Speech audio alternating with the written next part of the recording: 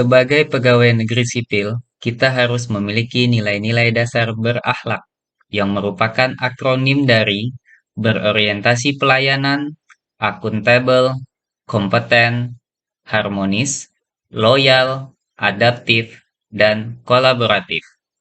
Nilai-nilai dasar ini digunakan untuk meningkatkan budaya kerja kita agar menjadi pemerintahan yang berkualitas dunia. Untuk lebih jelasnya, yuk kita simak beberapa tokoh inspiratif yang menerapkan nilai dasar berakhlak.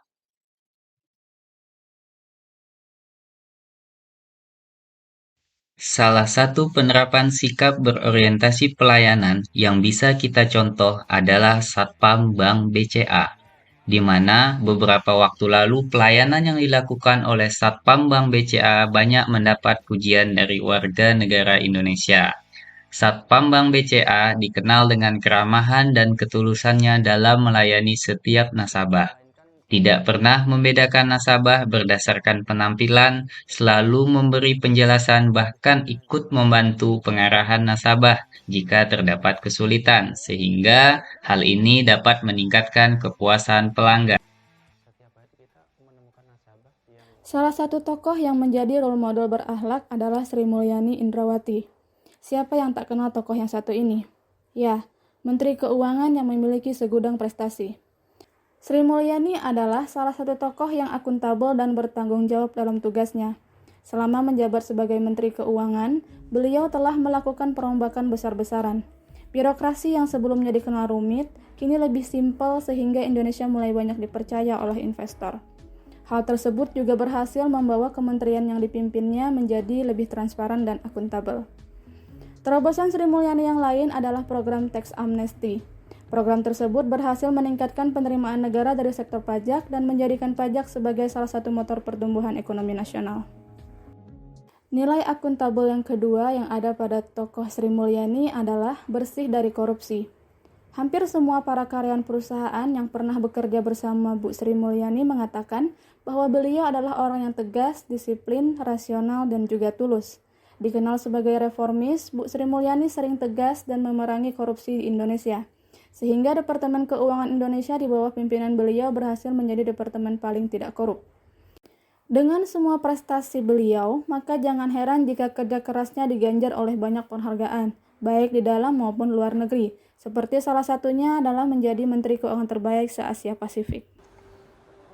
Menteri Keuangan terbaik se-Asia Pasifik nomor 1 siapa lagi kalau bukan Ibu Sri Mulyani Indrawati, Menteri Keuangan Republik Indonesia menduduki peringkat ke-1 dan cukup kita bangga karena ini sudah ketiga kalinya. 3 kali Ibu Sri Mulyani menjadi Menteri Keuangan terbaik se-Asia Pasifik versi majalah Finance Asia. Ini di Belva Devara adalah pengusaha dan aktivis sosial di Indonesia.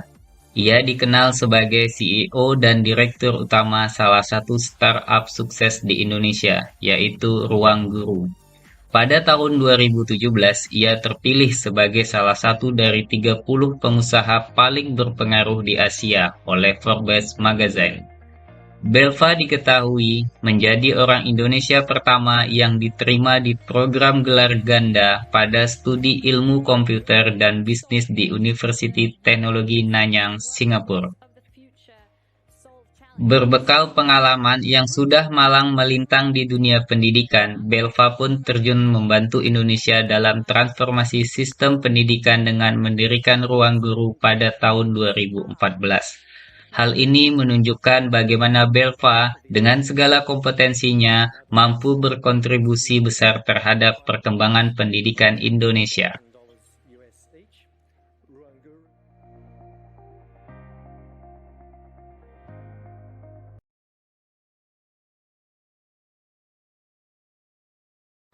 Hadirkan kesetaraan, Anies Baswedan resmikan Gerbang Chinatown Jakarta. Gubernur DKI Jakarta, Anies Baswedan, merupakan salah satu tokoh yang menjadi role model dalam core values berakhlak, yaitu perilaku harmonis. Sosok Anies Baswedan merupakan orang yang sangat ramah dan menghargai perbedaan. Sedari beliau muda, beliau dikenal sebagai sosok yang santun, luwes dalam pergaulan, serta sangat menghargai perasaan orang lain. Gubernur Jakarta ini punya cara tersendiri agar orang lain tidak merasa malu atau direndahkan. Semasa kepemimpinan beliau, Jakarta sering menerima penghargaan. Salah satu penghargaan yang didapat adalah Harmony Award. Harmony Award adalah penghargaan yang diberikan oleh Kemenak kepada pihak-pihak yang dianggap berhasil melakukan harmonisasi kehidupan beragama. Seperti baru-baru ini, Anies Baswedan meresmikan Gerbang Chinatown Jakarta yang menjadi salah satu simbol persatuan dan kesetaraan warga Jakarta.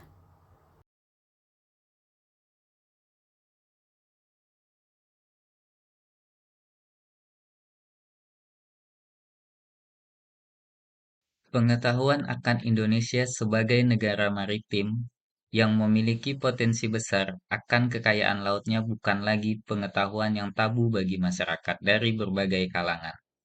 Warga negara Indonesia telah paham dan sadar akan besarnya kekayaan laut Indonesia yang dapat diambil untuk kesejahteraan rakyat. Salah satu menteri yang banyak dicintai masyarakat Indonesia, Susi Pujiastuti. Namanya sudah mengudara sama seperti keberhasilannya.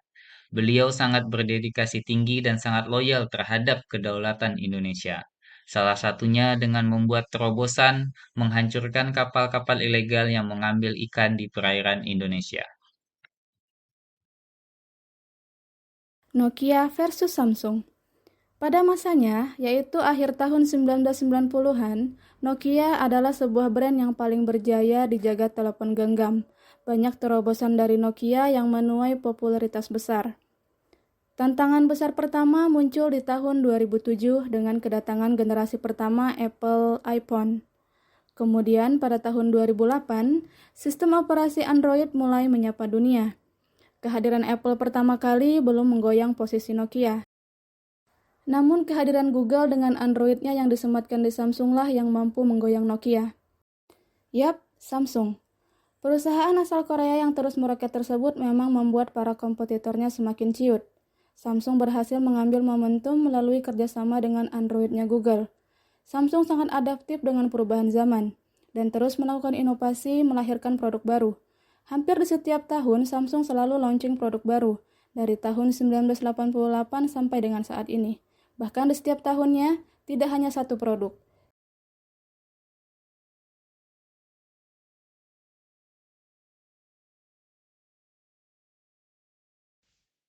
Sebagaimana kita ketahui, Gojek merupakan salah satu raksasa startup rintisan di Indonesia yang bergerak di bidang jasa transportasi. Dan begitupun Tokopedia merupakan startup lokal yang juga sangat sukses di Indonesia dan bergerak di bidang penjualan barang online. Kedua perusahaan ini sepakat melakukan merger, bergabung untuk dapat meningkatkan nilai tambah dan memperluas ekosistem online yang sudah dibuat masing-masing. Dengan begini, harapannya bisnis online mulai dari hilir sampai ke hulu dapat diakses dengan satu platform yang bernama. Demikian presentasi dari kelompok kami. Semoga pemaparan kami bermanfaat dan bisa menjadi tambahan wawasan bagi sahabat semua.